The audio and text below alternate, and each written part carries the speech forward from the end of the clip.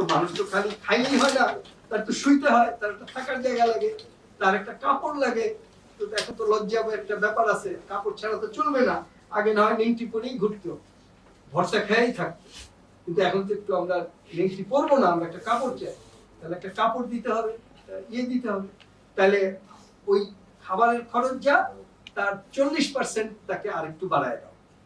যদি খাবারের খরচ 5,000 টাকা হয়, তাহলে তার 40% আরো 2,000 টাকা দাও, তো 7,000 টাকা। তাহলে 7,000 টাকা দিয়েও চলতে পারবে। 4 জনের পরিবার হলে 4 সাথে 28,000 টাকা। তাহলে পারিবারিক পভার্টি লাইন কত? 28,000 টাকা। আমি পাচ্ছি কত? কোনোদিন একদমই কিচ্ছু পাবো না, জিরো। কোনোদিন রিক্সাওয়ালা 500 টাকা করে পায়, 15,000। আমার ড্রাইভারকে 20,000 টাকা দিতে হয়, 20,000। আর ঝুপড়িবাসী কত টাকা করে পায় মাসে? একজন মাসে 7,000 হয়, 8,000 হয়, কোন মাসে 10,000 হয়। হ্যাঁ, এই তো একদম কারেক্ট কথা। ঠিক আছে, 7,000, 8,000, 10,000। কিন্তু লাগে কত? 4 জনের সদস্যের এই যে স্কপ, শ্রমিক কর্মচারী ঐক্য পরিষদ দাবি করছে ন্যূনতম মজুরি 20,000 টাকা। মানে বলছে যে একটা শ্রমিকের যদি বাইকে থাকার মতো 4 জনের পরিবার হয়, তাহলে 20 থেকে 25, কেউ 25 বলে, কেউ 20 বলে। এখন মালিক কিন্তু চালাক, মালিকের কাছে এবার তো বাহাজ হবে, মিনিমাম ওয়েজ বোর্ডে গিয়ে মালিকের প্রতিনিধি থাকবে, শ্রমিকের প্রতিনিধি থাকবে, এখানে দর কষাকষি হবে। কেউ কাউকে এক বিন্দু দয়া করবে না, এক বিন্দু দয়া করবে না, এটা একদম ধরে রেখে। আচ্ছা, যখন এই দর কষাকষি হবে, তখন শ্রমিক বলবে যে আমার 20,000 দিবেন ন্যূনতম, আছে এখন 8,000 গার্মেন্টস ফ্যাক্টরিতে, ন্যূনতম ওইটা 8,000, তার মানে 3 গুণ প্রায় বাড়াইতে হবে। মানে বলে অসম্ভব, এটা করে আমি পথে বসে যাব। কিন্তু তখন একটা দর কষাকষি হবে। আর মালিক আরেকটা কথা বলবে, তোমরা 2 জন কাজ করো।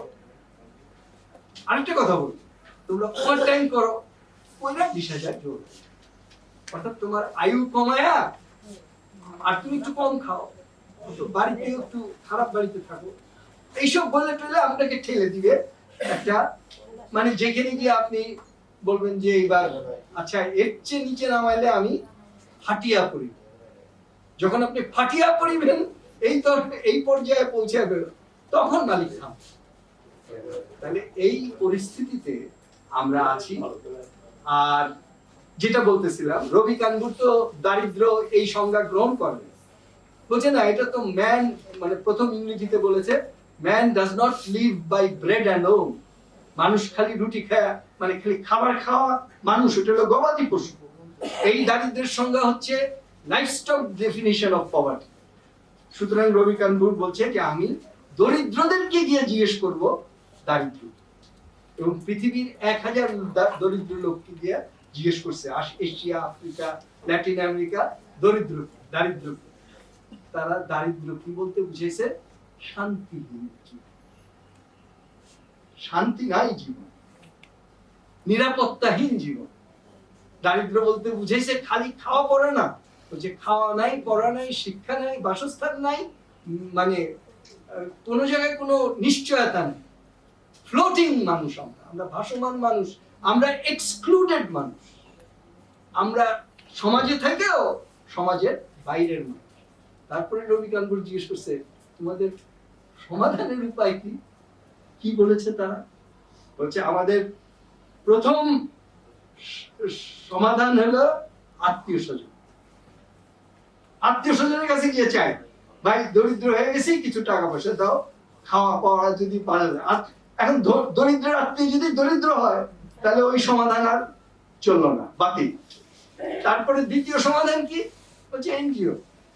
এনজিওরা আমাদের মাঝে মধ্যে টুকটাক দেয়, সেটা দিয়ে আমরা বেঁচে থাকি।